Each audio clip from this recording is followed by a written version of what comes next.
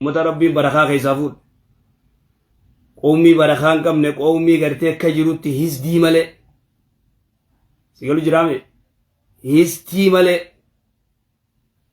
Qoomii gartee kibriidhaan boonaan guutamte histiidhaan guutamte. Egaa kibrii gartee tuffii nama wal tuffachuu kutaan tokko kutaa kaan tuffachuu gandi tokko ganda kaan tuffachuu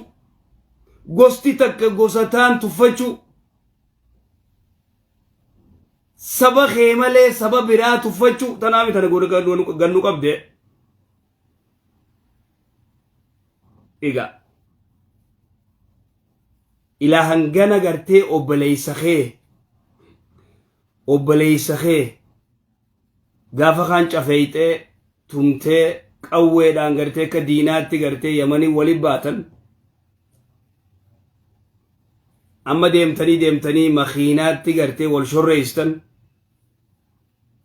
mee isin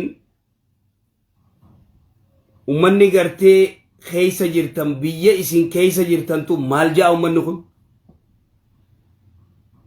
isin qoomii akkamii ummatuma akkamii qoomii akkamii hojii jirra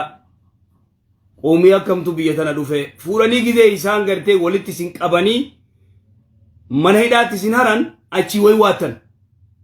kullii gartee wanni isin gootan badii teeysanii beek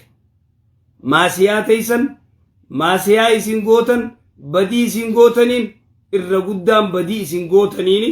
mana hidhaattis ol seentan warri nagayaan salaataa ibaadaasaa godhaa kana mammiine kagartee istiin qabne